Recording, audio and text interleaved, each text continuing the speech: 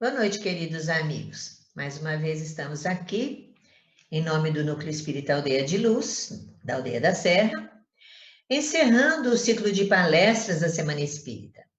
Agora, nesta noite, nós teremos a doutora Irvênia Prada, que tem um currículo maravilhoso, mas eu vou fazer uma palestra se eu ficar falando sobre o currículo dela, porque é tanta coisa bonita que vocês vão ler, se tiverem interesse, no final da palestra.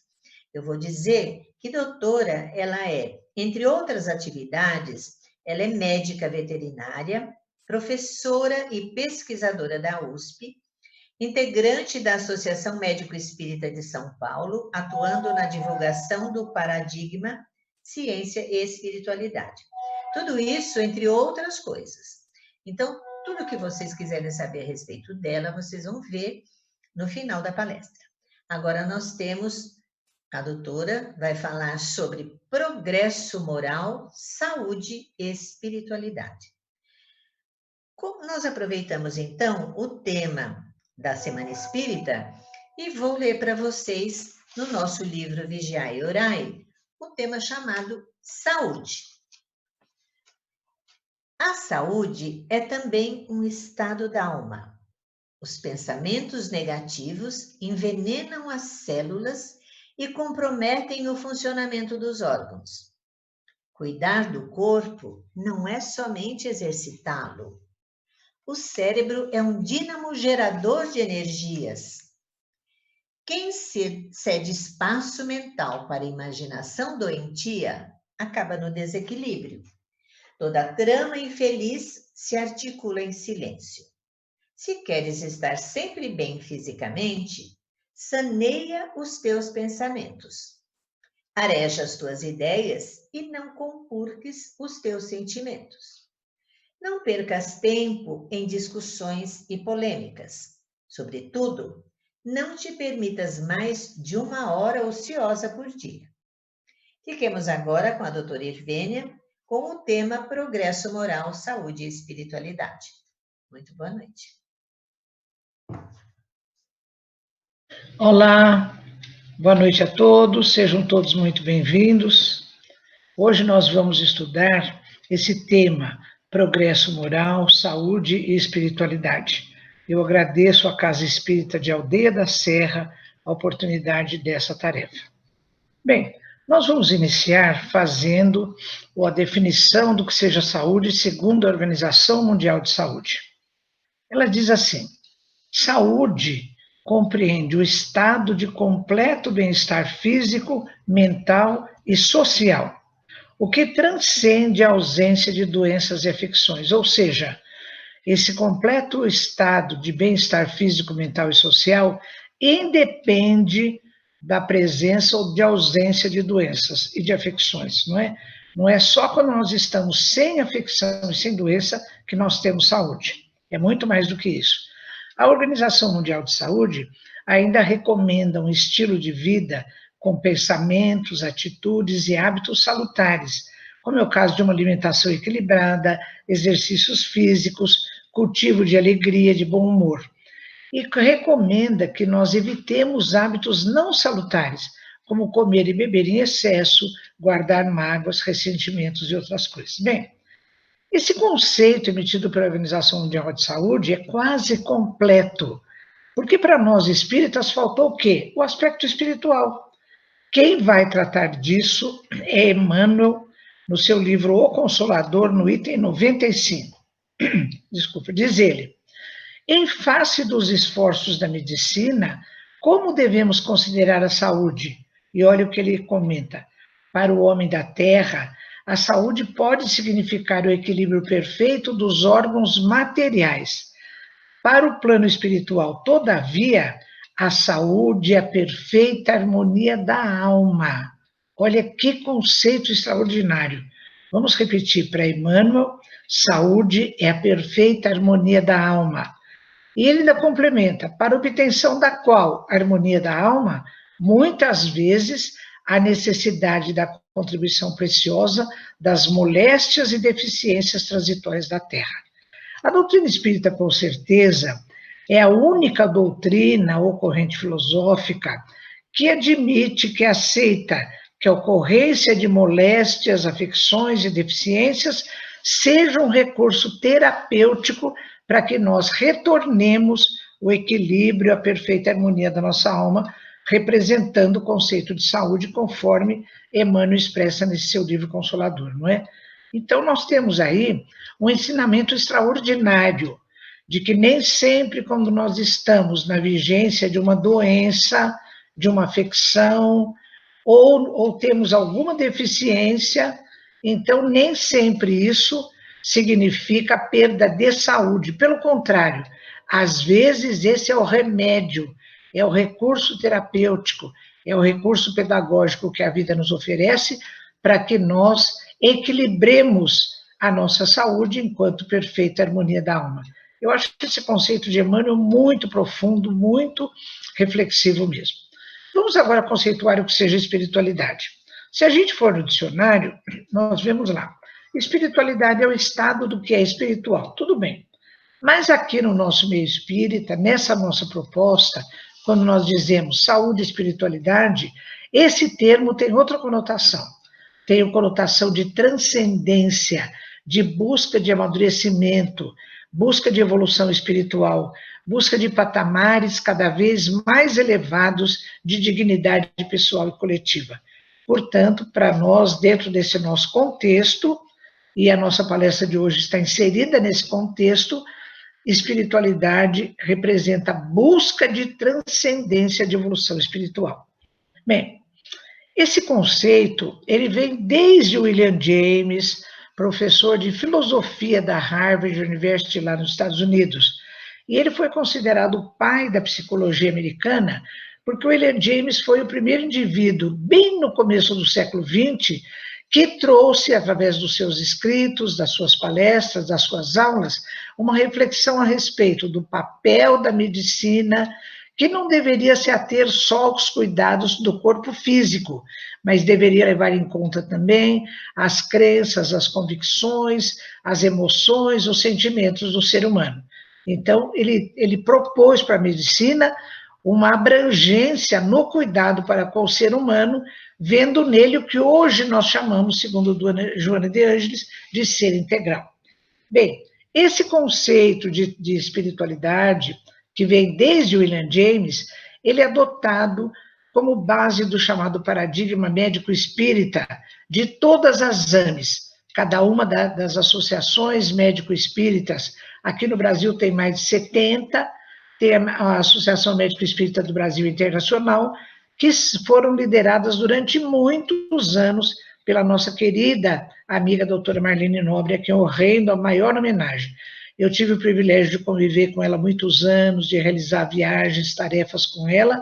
Então, esse termo espiritualidade estava sempre presente como pano de fundo nesse contexto sobre o qual nós tratávamos todos os assuntos nas palestras, nos seminários e assim por diante, né? Bem, vamos agora ao conceito de religiosidade, segundo outros autores. Nos escritos acadêmicos contemporâneos, diz essa literatura, existe uma diferença nos conceitos de religiosidade extrínseca e espiritualidade. A religiosidade extrínseca é a prática vinculada à religião institucional, portanto, é uma prática exterior. Nem sempre, quando nós vamos à igreja, à sinagoga, ao centro espírita, nós estamos imbuídos desse sentimento de religiosidade. Então, a gente vai lá como se fosse um clube, a gente encontra os amigos, faz uma prece, canta algum hino, não é? Mas aquilo não introjetou, não entrou no nosso íntimo, na nossa constituição subjetiva da nossa mente.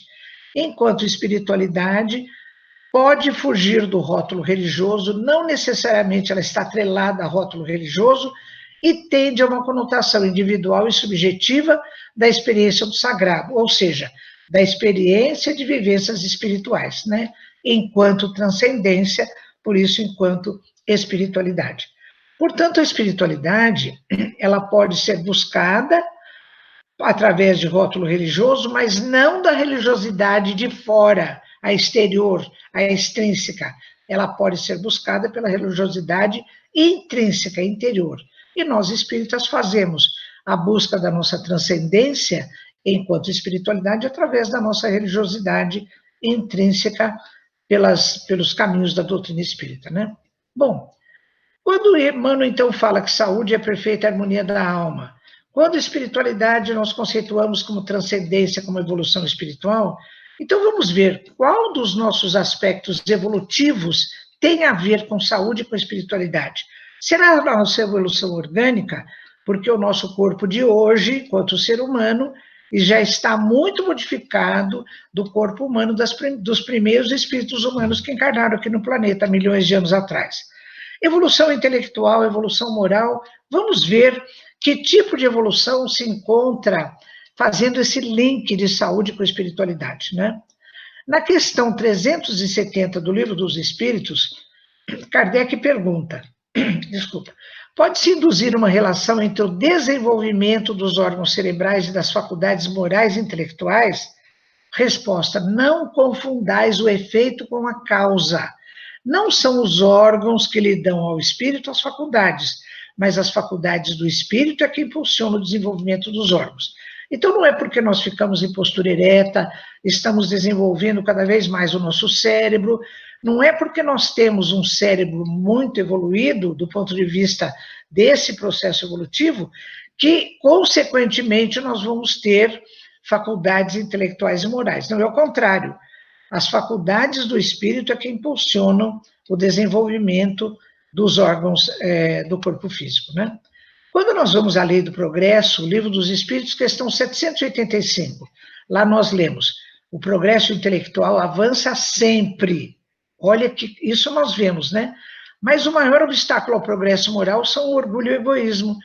Porque é interessante, a parte do cérebro que trabalha com progresso intelectual e com progresso moral, é bem essa região aqui da nossa testa, do lobo frontal. Quem explica muito bem isso é Calderaro, no livro de André Luiz, No Mundo Maior, capítulos 3 a 5, não é?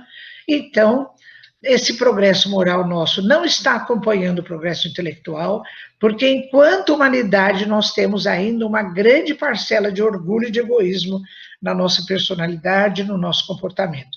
Isso é verdade, olha, o investimento na ciência, do ponto de vista intelectual, nós estamos muito bem. Nós temos sondas espaciais, foguetes interplanetários, na medicina existem recursos extraordinários, né? Na informática, por exemplo, com esse computador eu estou ligado aí ao mundo todo, não é? Depois também, aviões supersônicos, trem-bala, tem muito recurso aí que a gente se admira das conquistas tecnológicas do ser humano. Mas o outro lado não está tão favorável, porque nós vivenciamos questões sociais e morais muito graves. Fome, miséria, terrorismo, suicídio assistido, que existe lá na Suíça, em algumas clínicas, aborto que está completamente banalizado em grande parte dos países do mundo. Então, são problemas sociais e problemas morais muito graves. Conclusão, a nossa moralidade está muito aquém do nível evolutivo que ela poderia ter, pareando com o nosso progresso intelectual. O doutor Bezerra, agora em 2010, através da mediunidade do Divaldo Pereira Franco, ele nos traz uma mensagem lamentando isso. Ele diz assim, nunca houve tanta conquista da ciência e da tecnologia, e tanta hediondez do sentimento e das emoções. As glórias das conquistas do intelecto esmaecem diante do abismo da crueldade, da dissolução dos costumes, da perda da ética e da decadência das conquistas da civilização e da cultura. É uma pena, não é? Por isso é que nós sofremos tanto, porque o nosso índice de moralidade está muito aquém do desejado. Ainda na lei de progresso, junto com as outras leis morais que estão na terceira parte do Livro dos Espíritos, na questão 780A, Kardec pergunta, como o progresso intelectual pode conduzir ao progresso moral? Olha a resposta. Dando a compreensão do bem e do mal, pois então o homem pode escolher. A exercício do livre-arbítrio contempla o aspecto moral do nosso comportamento, né? Então nós temos uma intelectualidade bem desenvolvida, mas ela não está ajudando o nosso progresso moral. Então, o que está faltando para que o progresso intelectual ajude o progresso moral? É necessário vivência daquelas coisas que nós temos dificuldade de escolher bem e ação da vontade. Por exemplo, se eu tenho dificuldade de perdoar, então a vida vai me colocar em algumas situações de injustiça, de ingratidão, para que eu tenha oportunidade de vivenciar a situação. E se eu perceber realmente, eu tiver vontade ativa, então eu vou fazer um esforço para vencer essa dificuldade. Então eu terei ganho um progresso moral, porque eu já tenho no meu banco de memórias, lá no meu intelecto, toda a noção de que é bom perdoar, que a gente se liberta da mágoa, do ressentimento, não é isso? A gente já tem. Mas falta aquele impulso da vontade ativa para que a gente coloque isso em vivência e vença essa dificuldade. Então, o progresso intelectual pode sim ajudar o progresso moral. Bom, é tão importante o progresso moral que várias vezes na obra espírita da codificação nós encontramos uma chamada para isso. No livro dos Médiuns 303, Kardec diz: o objetivo da doutrina espírita é o aperfeiçoamento moral da humanidade. Ainda na Revista Espírita, do ano 1859, nós lemos assim: o objetivo da Sociedade Parisiense de Estudos Espíritas não é apenas a pesquisa dos princípios da ciência espírita, ela vai mais longe, estuda também as suas consequências morais, pois é principalmente nestas que está a sua verdadeira utilidade, né? Então, o chamamento. Quando se fala em moral, então fica aquela pergunta, né? O que será que significa moral? Kardec pergunta isso para os espíritos na questão 629 do Livro dos Espíritos. Que definição, afinal, se pode dar à moral? Resposta: a moral é a regra da boa conduta e, portanto, da distinção entre o bem e o mal. O homem se conduz bem quando faz tudo tendo em vista o bem e para o bem de todos, porque então observa a lei de Deus. E se a gente perguntar onde está escrita a lei de Deus, também temos a resposta. Na questão 621 do Livro dos Espíritos, a lei de Deus está escrita na nossa consciência. Então, nós temos no fundo da nossa consciência a noção do bem e do mal e podemos sim escolher o bem e para o bem de todos, né? Mas o que atravanca essa nossa escolha é sempre o orgulho e o egoísmo, né? O Evangelho também fala sobre isso. Bom, quando se fala em moral também, quando Kardec estruturou através da codificação, a doutrina espírita, ele pôs como base a ciência, depois colocou um aspecto filosófico com consequências morais. Então, com consequências morais, porque ele queria que o conhecimento, e depois refletido no aspecto filosófico, favorecesse o ser humano. E o que vai favorecer o ser humano é o seu desenvolvimento moral, né? Então, ele pergunta aos espíritos, na questão 625 do Livro dos Espíritos: qual o tipo mais perfeito que Deus ofereceu ao homem para lhe servir de guia e modelo? A resposta é direta: vede Jesus, né? Então, Jesus é a maior referência da moral em toda a cristandade, particularmente na estrutura da nossa doutrina espírita. Então, no Evangelho segundo o Espiritismo, no capítulo 15, item 3, nós lemos: em todos os seus ensinamentos, Jesus mostra essas virtudes como sendo o caminho para a felicidade eterna. Felicidade eterna significa o quê? Transcendência, não é? E transcendência corresponde ao conceito de espiritualidade. A que virtudes esse texto está se referindo? Olha o que Jesus recomenda: bem-aventurados os humildes, os que têm o coração puro, os mansos e pacíficos, os misericordiosos.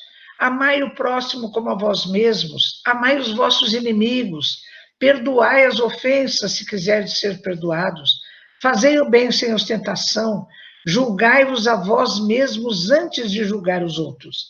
Então, tudo isso que Jesus faz, todo esse chamamento à conquista das virtudes, é um chamamento para a busca da nossa transcendência, do nosso desenvolvimento moral.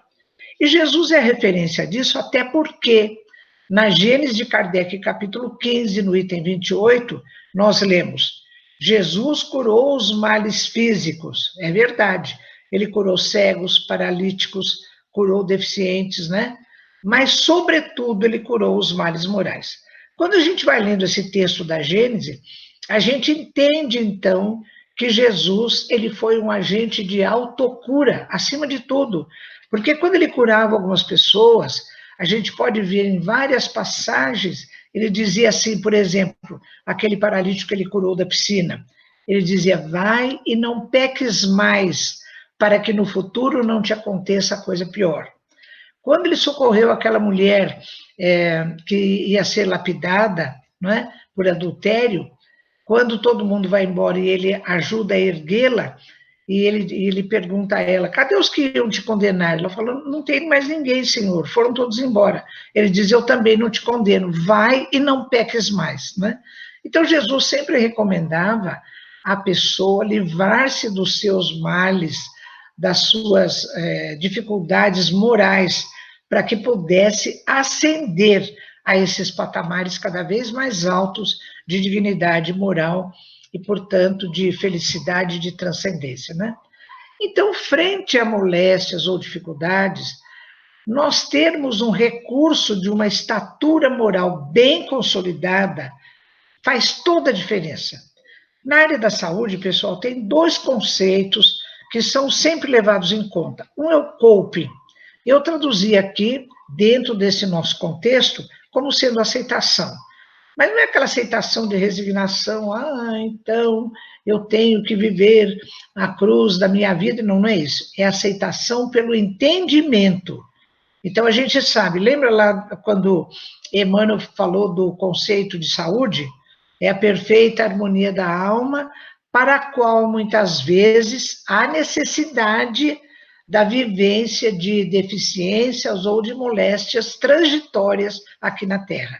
Então, quando nós estivermos frente a moléstias ou dificuldades, sejam elas de natureza kármica, como reparação, sejam elas inerentes à própria matéria grosseira de que é feito o nosso corpo físico, se nós tivermos o recurso de uma estatura moral bem edificada, nós vamos atravessar a doença e a dificuldade e superá-la com muito mais facilidade. Vamos ver esses dois conceitos que são usados na área da saúde. Então, o coping, aceitação. A ação de lidar adequadamente com uma situação difícil, superando as dificuldades ou limites que essa situação apresenta. Então, é termos uma atitude positiva durante a vivência de uma moléstia, de uma dificuldade, ou mesmo, às vezes, de algum acontecimento, né? A perda de um parente amado, uma dificuldade financeira, uma derrocada de natureza material. Então, a maneira como nós atravessamos uma situação difícil, ela depende da nossa estatura moral. Por isso que é importante a gente cuidar do nosso desenvolvimento moral sempre. São muitos os exemplos de pessoas que vivenciaram, às vezes, com uma doença, às vezes começando com um coping negativo, se rebelando contra, reclamando, mas depois tiveram alguma atitude de amor ao próximo, de prece, de resignação, e acabaram tendo um coping positivo, né? Por exemplo, na vivência agora desse estado de pandemia do Covid-19, então nós estamos diante de uma situação difícil. Então, sabendo que as coisas, que nós estamos sob proteção espiritual, que essas coisas vão ser vencidas, vamos rezar para que a humanidade aprenda, né, a lição e possa vivenciar mais contato com a sua família. Então, é uma maneira de nós usarmos a nossa estatura moral para aceitarmos e lidarmos adequadamente com uma situação difícil. Outro conceito é o da resiliência, que eu coloquei aqui como sinônimo, dentro do nosso contexto, a palavra superação. Então, é assim, olha, essa palavra resiliência, ela vem de um conceito da física, propriedade que alguns corpos apresentam, de retornar à forma original após terem sido submetidos a uma deformação elástica. Então, a gente pega qualquer objeto nosso que tem essa capacidade de, ao ser pressionado, ele ceder. Então, quando a gente para essa pressão, ele deve voltar ao seu estado original, se ele tiver uma boa resiliência, né? Tem objetos que têm uma resiliência grande, outros não.